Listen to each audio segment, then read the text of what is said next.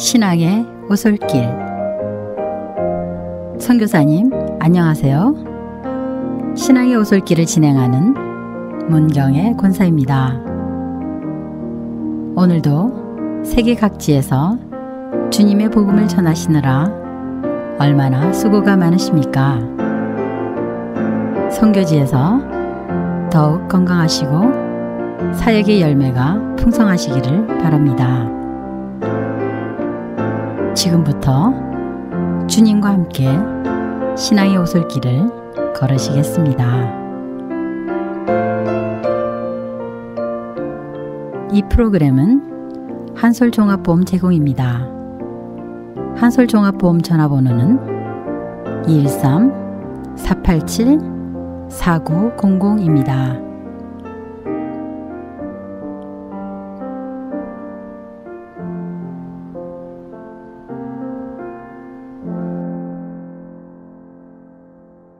이 시간에는 이정근 목사님의 조각글 하나님은 인민국에도 계셨다 중에서 읽어드리겠습니다.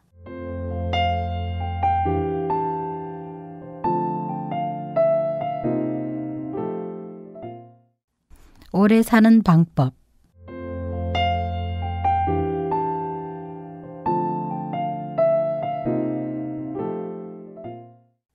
(80세가) 넘은 노인도 병생만 있으면 기도받기를 간절히 원합니다. 오래 살고 싶기 때문입니다. 하루빨리 죽었으면 좋겠다는 노인들의 말은 3대 거짓말에 속한다던가요. 나머지 둘은 쉽가지 않겠다는 노처녀와 미치고 판다는 장사꾼의 말이라고 합니다. 오래 살도록 하는 방법이 있다면 사람들은 누구나 귀가 솔깃합니다. 당근즙을 많이 마셔야 오래 산다니까 그것만 마시다가 피부가 다 당근 색깔이 되었다는 사람도 있습니다. 감식초를 마시면 오래 산다니까 매일 아침 감식초를 한 숟가락씩 물에 타서 마셨더니 몸에서 쉰내만 나더라는 사람도 있고 콩이 몸에 좋다니까 콩밥이나 두부, 비지, 심지어 된장찌개만 먹어대는 사람들도 적지 않습니다. 아시아 사람들이 보신탕을 좋아하는 이유가 다른 데 있지 않습니다. 건강식이라고 믿기 때문입니다. 그것 먹으면 잔병이 없고 소화가 잘 된다는데 동물 애호가들의 아우성이 귀에 들리겠습니까? 북한에서는 그걸 단고기라며 펄펄 뛰어다니는 개를 보고도 입맛을 다시는 판국입니다. 그러니 개고기를 먹으면 개처럼 된다고 핀잔을 줘도 아무런 소용이 없게 됩니다. 설교도 건강에 관한 지식을 많이 활용해야 잘 듣게 될 것입니다. 어떤 미국 목사는 설교 제목을 하나님의 말씀은 샐러드이다 라고 했더니 효과 만점이었다고 합니다. 또 어떤 한국인 목사는 창자의 숙변을 제거해야 오래 산다는 말로 설교를 시작해서 영혼의 숙변, 곧죄를 씻자는 것으로 결론을 맺었더니 조는 사람이 없었다는 것입니다. 그러고 보면 존다는 사람들의 말도 바꾸어야 할 것 같습니다. 예수천당, 불신지옥보다는 예수 믿어야 오래 살아요. 평균 3년이나 더 산다는 것이 의학적 통계입니다. 라고 해야 교회에 더 잘 끌어올 것입니다. 신자들이 불신자들보다 더 오래 사는 이유가 있습니다.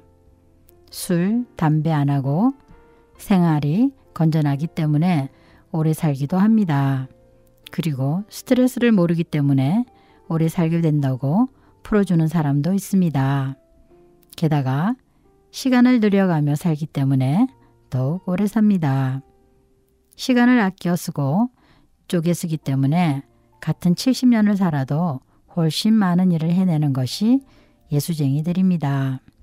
영국의 유명한 성경학자 윌리엄 바클리 박사는 언제나 한꺼번에 두세 가지 일을 하는 방법을 터득하며 살았다고 합니다. 그 결과 그는 귀머거리였는데도 귀 밝은 사람들보다 훨씬 많은 책을 남겼으며 성경 말씀을 청소년들의 가슴에 수없이 심어놓고 이 세상을 떠났습니다.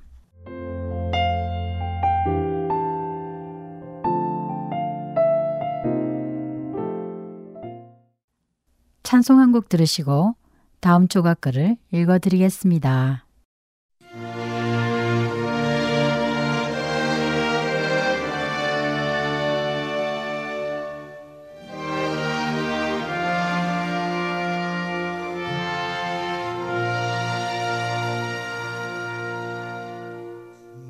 근심 걱정 말아라 주 너를 지키리 주 나에게 밑에 가라 주 너를 지키리 주 너를 지키리 아무 때나 주 너를 지키리 널 지켜주시리.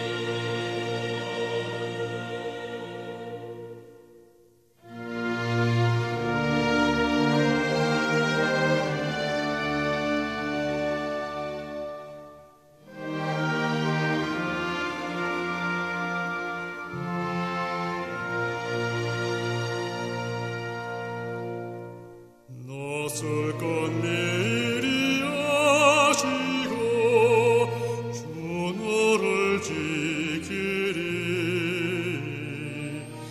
구하는 것을 조시며 주 너를 지키리 주 너를 지키리 아무 때나 어디서나 주 너를 지키리 널 지켜주시리.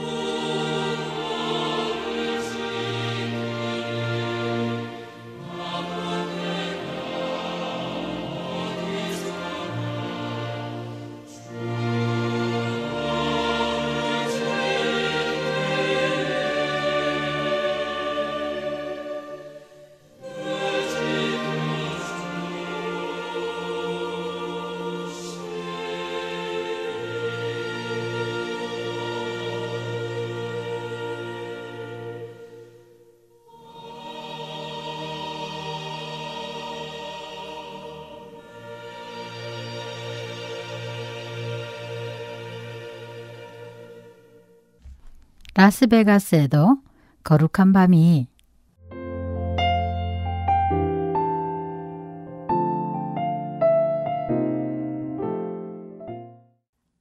1996년 11월 10일자 로스앤젤레스 타임즈에는 대문짝만한 글로 Holy Night in Vegas 라는 제목을 달았습니다. 그것도 스포츠면이었습니다. 라스베가스에도 거룩한 밤이 왔다는 뜻입니다. 아니 추수감사절도 지나지 않았는데 벌써 라스베가스에는 성탄절이 왔다는 말입니까? 그리고 어찌 환락의 도시 라스베가스에 거룩한 밤이 있겠습니까? 더러운 밤만 있는 곳인데 그런 생각이 들었습니다. 그런데 그 큰 제목 아래 사진이 실려 있었습니다. 헤비급 권투왕 마이크 타이슨이 무릎을 꿇고 두 주먹으로 땅을 버틴 채 얼빠져 있는 모습이었습니다.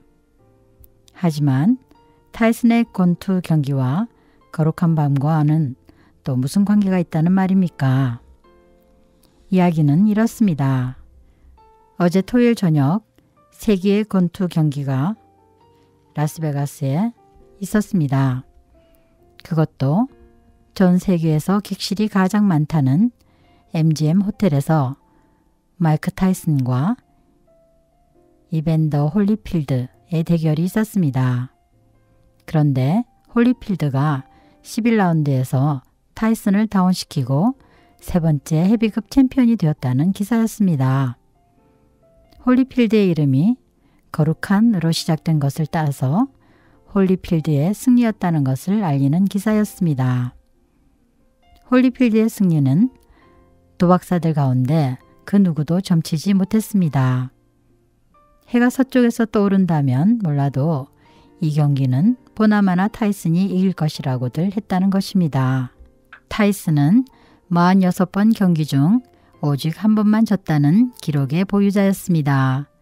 게다가 홀리필드는 심장병까지 앓고 있는 환자였습니다. 그런데 홀리필드가 이긴 것입니다.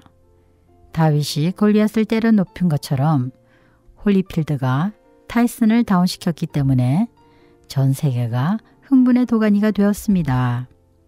그러나 라스베가스에 거룩한 밤이 오게 된 것은 또 다른 이유가 있습니다. 홀리필드는 독실한 기독교 신자입니다. 그는 기도하면서 권투 경기를 준비했습니다. 하나님이 내 편에 서 계심으로 내가 하려고 하는 일은 무엇이든 내가 할 수 있느니라 며 승리의 하나님께 기도했습니다. 그리고 내게 능력 주시는 자 안에서 내가 모든 일을 할 수 있느니라 는 말씀을 권투복에 새겨 붙이기까지 했습니다. 그에 반하여 타이슨은 강간 사건으로 감옥살이를 했던 이슬람교 신자입니다. 권투 평론가들은 홀리필드가 심리전에서 이겼다고 진단했습니다. 타이슨은 언제나 상대편을 잡아먹을 듯한 야수의 눈으로 압도해서 기를 죽이는 버릇이 있는데 홀리필드는 그것을 평화가 가득 담긴 스마일로 방어했다는 해설입니다. 실로 칼을 들고 달려드는 강도를 사랑의 무기로 싸워 이긴 것입니다. 홀리필드가 이겼을 때에 그는 하나님께 영광을 드립니다. 전적으로 하나님 덕택입니다. 라고 했습니다. 그리고 그 신문기사는 이렇게 끝을 맺었습니다. 지난 토요일 밤은 홀리필드의 밤이었습니다. 앰뷸런스에 실려서 MGM 호텔을 떠나게 될 것이라고 걱정되었던 사람인데 오히려 리무진을 타고 퍼레이드를 받을 만한 사람이 되었습니다. 이것은 홀리필드의 말대로 하나님이 하신 일이었습니다. 하나님은 라스베가스 같은 환락의 도시, 인간의 즐거움을 위하여는 무엇이라도 할 수 있는 도시에 금년에는 일찍부터 고요한 밤, 거룩한 밤을 선물로 주셨습니다. 그리고 한 가지 빼놓을 수 없는 간증이 있습니다.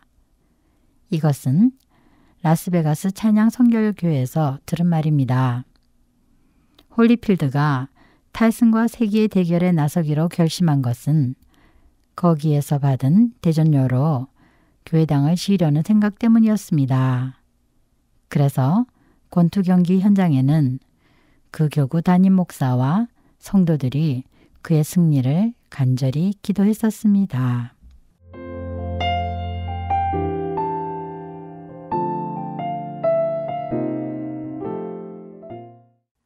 찬양 한 곡 들으시고 다음 조각글을 읽어드리겠습니다.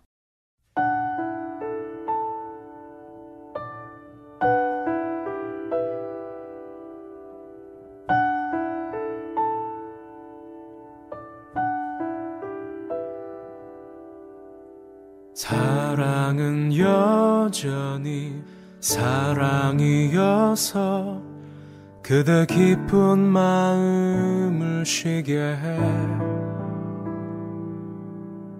늦겨울 지나면 새봄이 오듯 저기 어딘가 여전히 반짝이지.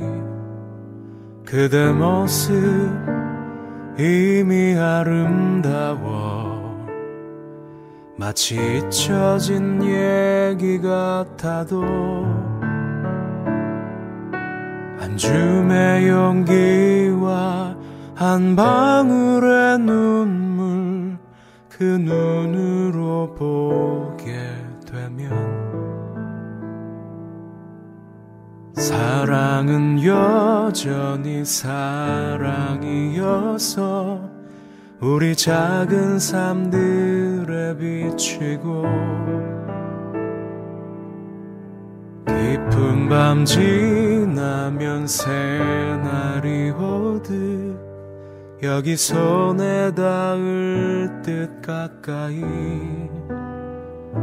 손짓하며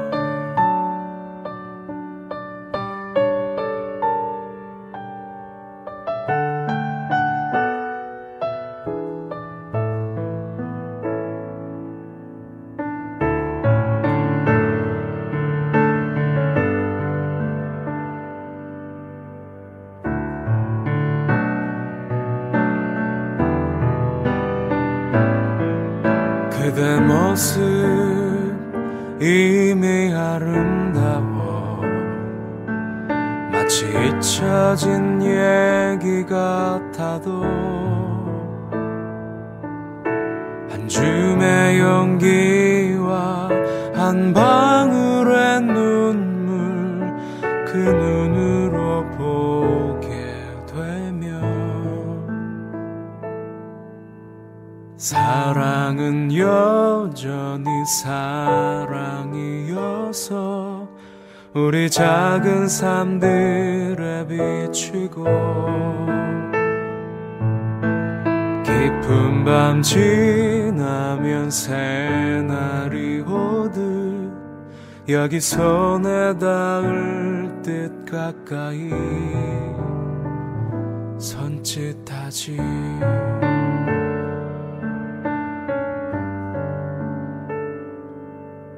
사랑은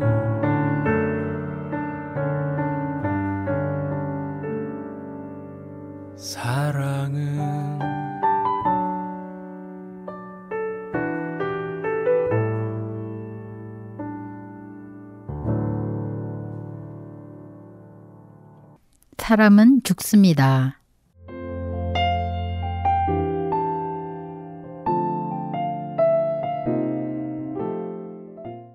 어떤 집에 뒤늦게 난 아들 하나가 있었습니다. 그때는 아들을 딸보다 더 귀중하게 여기던 시절이었습니다. 그래서 그 아들을 정말 금이야 우기야 하며 길렀습니다. 없는 것 있는 것 다 해먹이기도 했습니다. 그런데 10살이 될 무렵 그 아들이 무슨 병인가 앓기 시작했습니다. 좋다는 약은 다 써보았지만 전혀 소용이 없었습니다. 무당을 불러다가 굿을 해보아도 끝내 신통한 일이 일어나지 않았습니다.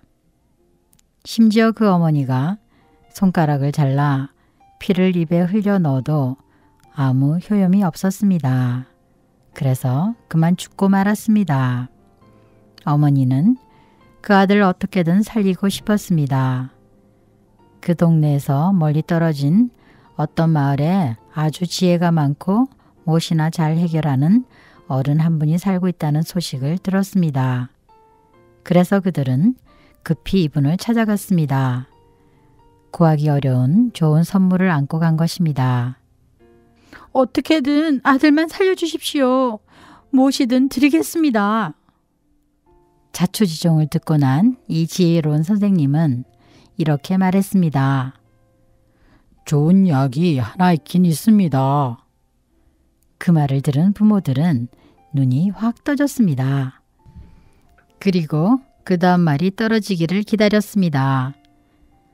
사람이 한 번도 죽지 않은 집에 가서 겨자씨를 얻어다 먹이면 됩니다. 그날부터 이 부모는 겨자씨를 구하러 산지 사방을 헤매게 되었습니다. 우선 만나는 사람마다 당신 집에는 사람 죽은 일이 한 번도 없지요?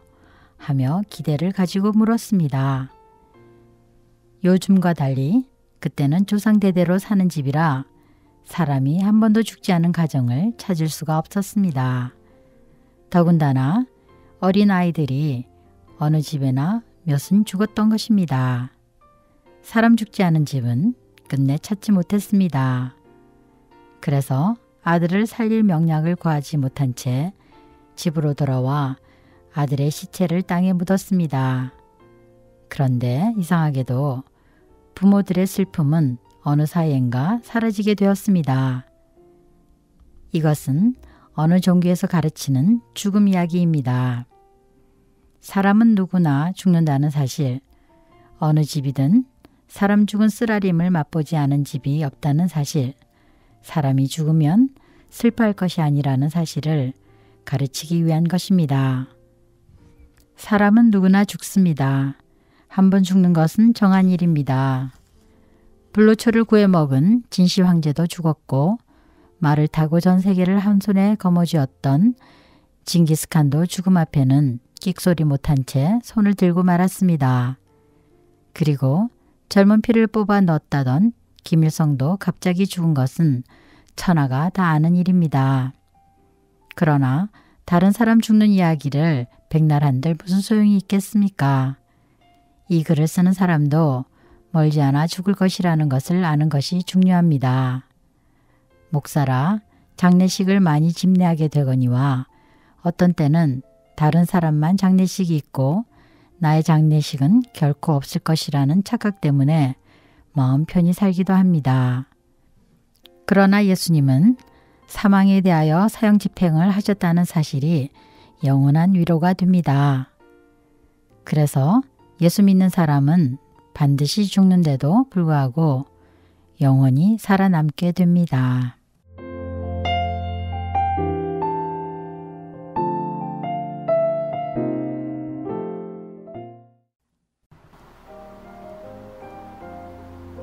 지금까지 낭독의 문경의 권사였습니다. 다음 시간까지 평안하세요.